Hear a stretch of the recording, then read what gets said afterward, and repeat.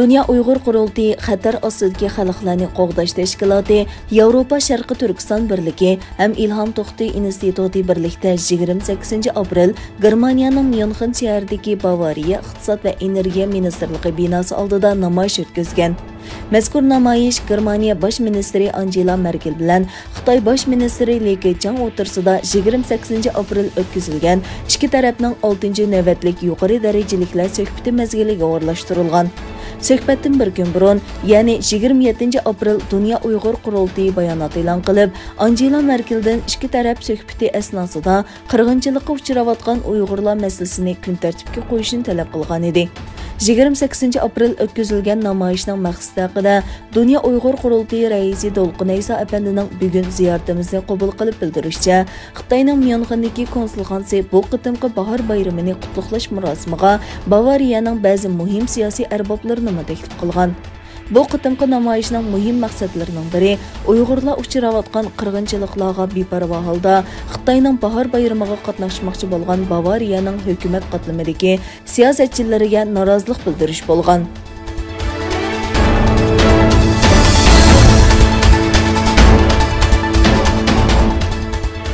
Atalmış Şinjan gazetining 27 apreldagi xabarida bildirilishicha, bu yil birinchi faslda Sharqi Turkistondan Xitoyga yo'tkalgan tok miqdori o'xshash mazgildagidan bir hassiga yaqin oshgan.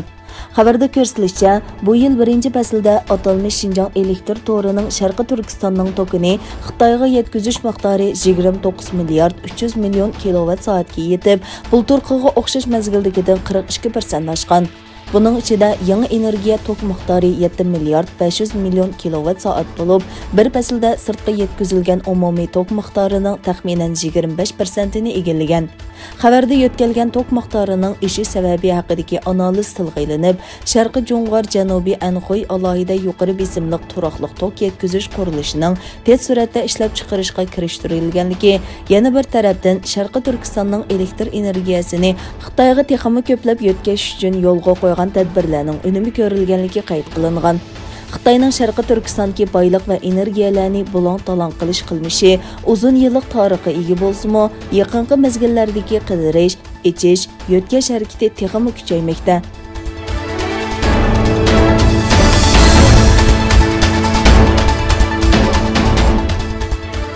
Yevropa parlamentining 5 nafar a'zosi 28 aprel Fransiyaning Yevropa İttipaقida doimiy turishliq vakili Filip Ligles Kostoga xat yozib, Fransiyaning Xitoy bilan bo'lgan jinoyatchi almashtirish kelishimini to'ngiltishni talab qilgan. Bu xatni Yevropa parlamentining Engin Eroğlu, Miriam Lexman, Reinhard Bütikofer, Rafael Glucksmann, Anna Fotiga qatorliq a'zolar yozgan. Ular xatida Xitoyning Hong Kong bexatarlik qonunini ma'qullab, Hong Kongning alohida o'rniga va Xitoy Angliya qo'shma axborotiga buzg'unchilik qilganligi, Fransiyaning bu taraqqiyotni nazarda tutib, Xitoy bilan imzolagan jinoyatchi almashtirish kelishimini to'xtatishni umid qiladiganligini bildirgan.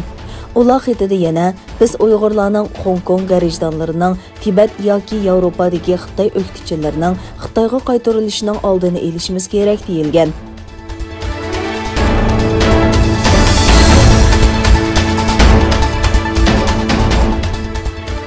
Amerika ovozining xabarida bildirilishicha, Amerikaning jazosi sababli Huawei shirkatining birinchi fasllik kirimi zo'r darajada tuvanlagan.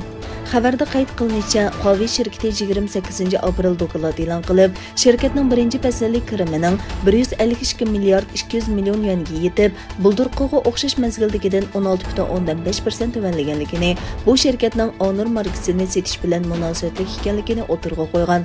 Şirketning navbatchi direktori Shu Jijun 2021 yilning Huawei uchun yangi xirisga to'lgan 1 yil ekanligini e'tirof qilib, shirkatga qo'yilgan jazoning ta'minlash zanjiriga ko'rsatayotgan ta'sirini hal qilib, xaridorlarga davomli savdo qiymati yaratilganligini aytgan. Amerikaning sobiq prezidenti Trump Huawei'ni Xitoy doiralari bilan hamkorlashib, aloqa mahsulotlari orqali Amerika va uning ittifoqdoshlarining uchurini o'g'irladi deb ayblab, 2019-yili Huawei'ga qarshi eksport kontrol buyrug'i tushirgan hamda shirkatning Amerikadan muhim texnikalarni sotib olishini cheklagan edi.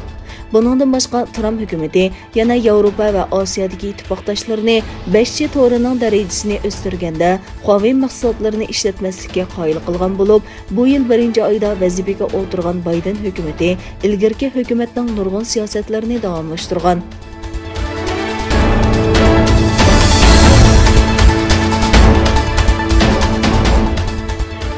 Yaponiya Xitoy yangi e'lon qilgan Senkaku orolining bir yurish xaritalariga norozilik bildirgan. Xabar qilinishicha, Xitoy Zamin boyliq ministrligi dushanba organ tor bekitida Sharqiy dengizidagi Senkaku orolining 9 parcha yuqori aniqlikdagi yer shakli xaritasi, o'lchash xaritasi va suratlarini e'lon qilgan va bu xaritalarning eng yangi sun'iy hamroh surati va boshqa tekshirish natijasiga asosan chiqarilganligini bildirgan. Yaponiya hukumati diplomatik yo'llar orqali buningga e'tiroz bildirgan. Yaponiyaning ichki kabinet boshlig'i Katsunobu Kato seshanba kuni bu vaqtda to'xtalib, Xitoyning bu yer shakli xaritasini xitoycha ismlar bilan e'lon qilishi bu orollarning Xitoyga tava ekanligini ko'rsatmaydi. Mayli tarixda bo'lsin yoki xalqaro qonunlarda bo'lsin, Senkaku oroli shubhisizki davlatimizning alohida zamini. Bu vaqtdagi Xitoyga chiqargan xarita o'zgartirilmaydi degan. Xitoy Shinhua agentligining xabarida bo'lsa, bu sonliq ma'lumotlar xalqaro jamiyatning Senkaku oroli va uningga qarashli orollarning Xitoyning zamini ekanligidagi munozir talab qilmaydigan paketni texmi yaxshi tushunishiga yordam beradi deyilgan.